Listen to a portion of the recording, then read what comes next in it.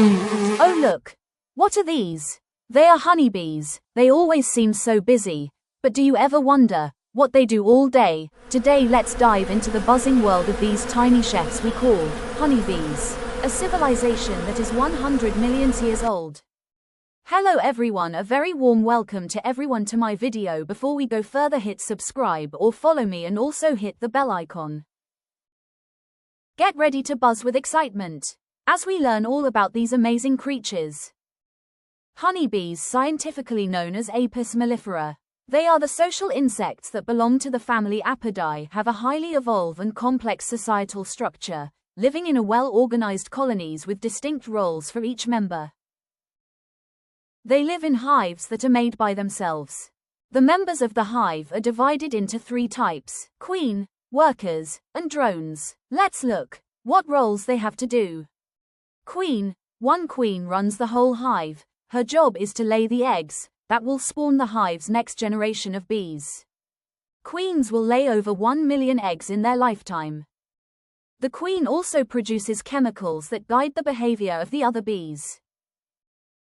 Workers bees. These are all females and their roles are to collect pollen and nectar from flowers, build and protect the hives, clean and circulate air by beating their wings. Workers are the only bees most people ever seen flying around outside the hive. Drones. These are male bees and their purpose is to mate with the queen. They don't make honey and don't build a hive. Several hundreds live in each hive during mating season, that is spring and summer. A queen leaves the hive and flies to an area where she meets thousands of drones. But only few get chance to mate with the queen. The drone is following queen for mating with her. The drone will try to mount the queen. The drone will inserting his endophallus, that is the specialized reproductive organ, into the queen's sting chamber. The queen will mate with multiple drones during her flight, ensuring genetic diversity in the colony. After mating, a drone dies quickly as his abdomen rips open when his endophallus is removed from the queen bee. The drone unable to mate again, and it usually dies shortly after. The sole function of drone is to mate with the queen, but when mating season is over, like in winter, the male bees are no longer contributing to the colony and they are just extra mouth to feed at a time when food is scarce. So the female bees have to kick all of the male bees out from the hives and they don't let them back in, so they either starve or freeze to death. Worker bees typically stop feeding male drones bees that have the sole purpose of mating with virgin queens and expel them from the hive. This is because drones don't contribute to the colony's winter survival and are considered a burden on the food supply. They are unable to survive on their own and will die off. So cruel. Female bees are. Honeybees are super important pollinators for various plants, as we all know that honeybees collect nectar and pollen from different flowers for their food. So many pollens get attached to their hairy body. Bees then transfer pollen between the male and female parts of the flower, allowing plants to grow seeds and fruits. What are these buzzing bugs most famous for? For making delicious honey. But did you know they produce honey as food stores for the hives during winter? Luckily for us, these efficient little workers produce 2 to 3 times more honey than they need, so we get to enjoy the tasty treat too. The average worker bee lives for just 5 to 6 weeks. During this time she will produce around 1/12 of a teaspoon of honey. A single bee will create about 1/12 of a teaspoon, that is equal to 0.8 gram of honey during her lifetime. It takes 2 million flowers visits for a honeybee's colony to produce only 500 grams of honey.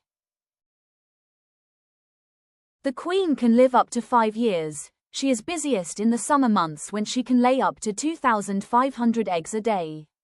When a queen bee dies, worker bees in the hive initiate a process to raise a new queen. How honey is made. The worker bees forage from flowers and collect nectar through a special evolved tongue called a proboscis. The proboscis of a honeybee is a straw-like tongue used for sucking up liquid food like nectar. It's located on the lower lip, The proboscis is essential for bees to reach deep inside the flower and gather nectar. To transport the nectar back to the hive, the bee stored it in a special organ called the honey stomach. Enzymes in the honey stomach begins to break down the nectar into the simpler sugars. Back at the hive, forager bees pass the collected nectar to a younger house bees. The nectar is passed mouth to mouth from one house bee to another. This process further breaks down the sugars and begins to reduce the water content of the nectar. The nectar is then deposited into the hexagonal cells in a honeycomb. To reduce the water content of the nectar further, the bees fan their wings to evaporate water. When the water content gets below 20%, the honey is ready or ripe. Once the honey is the incorrect consistency, the bees seal the honeycomb cells with a wax capping. The honey is now preserved indefinitely. Honey is not uniform substance. It ranges in colors from almost transparent to very dark. The variations in colors and taste of honey is due to the different types of flowers and plants from which bees collect nectar. How the bees' wax are made. The worker bees, specifically those aged from 12 to 20 days, have glands located on their abdomens. These glands convert sugar from honey into a waxy substance in the form of scales. The bees then chew these flakes, adding sliver to soften and mold the wax. The softened wax is then used to build the hexagonal cells of the honeycomb. Honey and beeswax are versatile products with various uses, ranging from skincare and wound healing, to household applications, and even as a food source. Thanks for being with me. Don't forget to like and subscribe for more facts to discover the world. And also follow me if you're watching me from Facebook or Instagram.